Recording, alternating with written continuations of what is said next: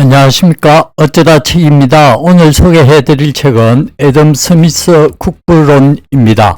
지은이 이근식, 출판사는 세멘파크스입니다. 그럼 책을 보겠습니다. 현재의 신자유주의가 중단되지 않으면 근대에 들어 가까스로 이룩한 이성과 인류애에 기초한 인류의 문명사회가 점차 무너져서 인류가 파국을 면치 못하게 될 위험이 크다는 것이다.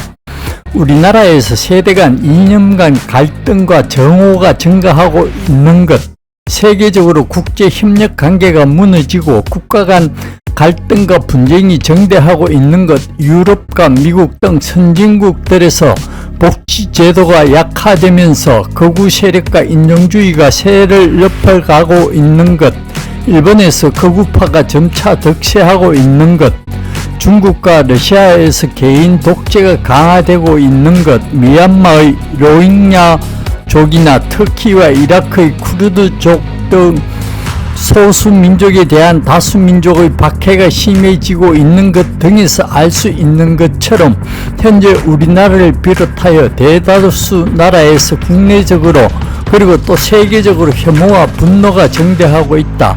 이 경향이 중단되지 않으면 제1차 세계대전 이후 독일과 이탈리아, 일본 등에서 득세하던 우경화와 인종주의가 제2차 세계대전이란 끔찍한 참극을 초래하였던 인류의 비극이 또다시 반복될 수 있을 것이다.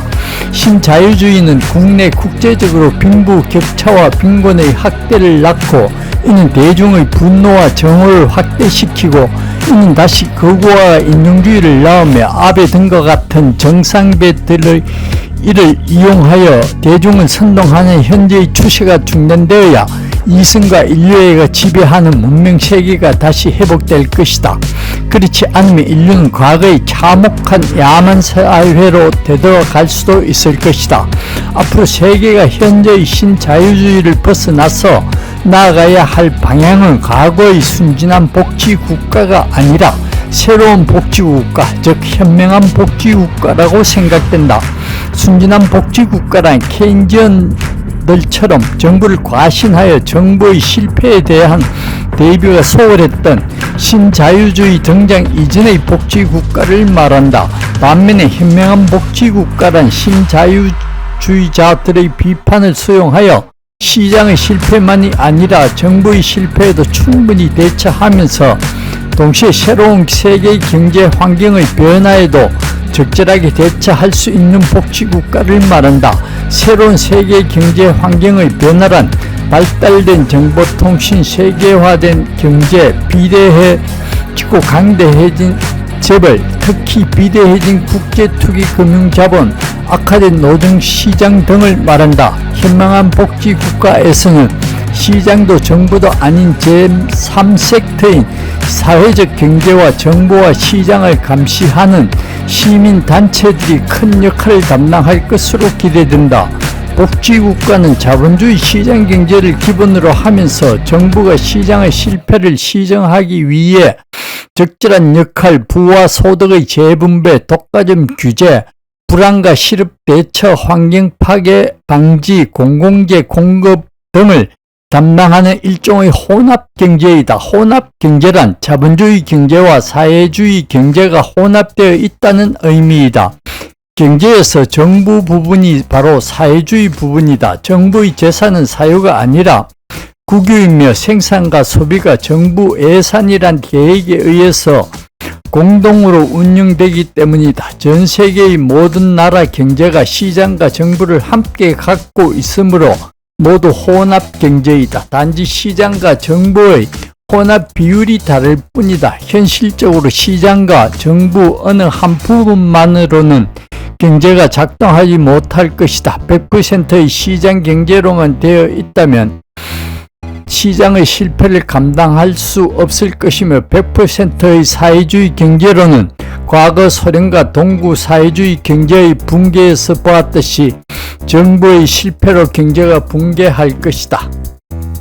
개인주의만으로는 해결할 수 없는 사회 문제가 많다. 분배 문제, 환경 문제, 노사 갈등과 같이 개인 간의 이해 상충이 발생하는 사회 문제가 그러하다. 이런 문제에는 개인주의가 해결의 방향조차 제시하지 못한다. 이런 문제는 상생의 원리로 해결할 수 있을 것이다.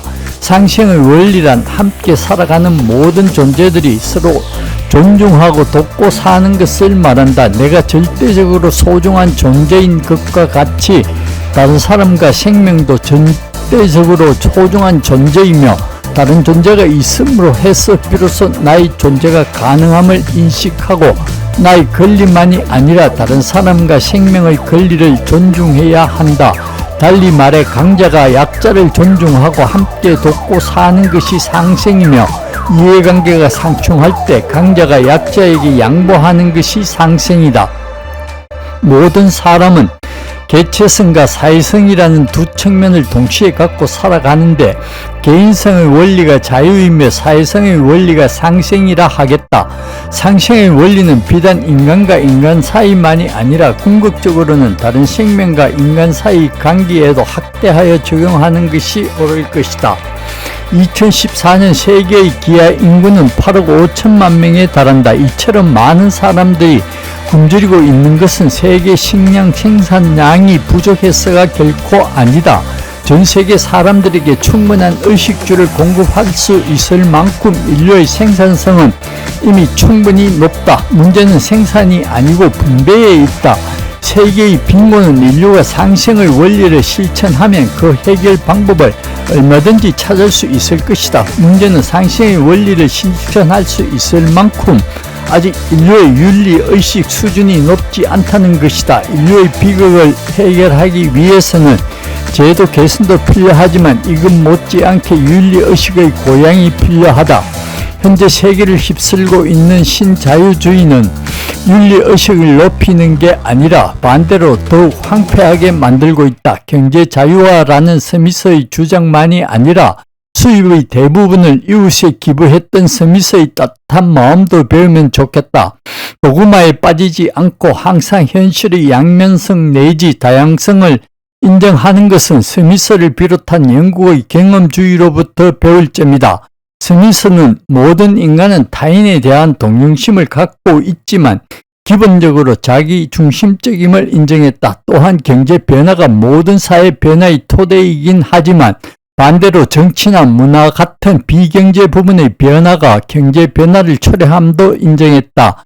인간, 사회, 자연은 모두 그 구성과 성격이 다양하고 계속 변함으로 하나의 요인만 강조하는 것은 무리일 것이다. 네, 오늘은 이은식 교수의 애덤 스미스 국부론을 보았습니다. 도움이 되셨다면 구독과 좋아요 부탁드립니다. 감사합니다.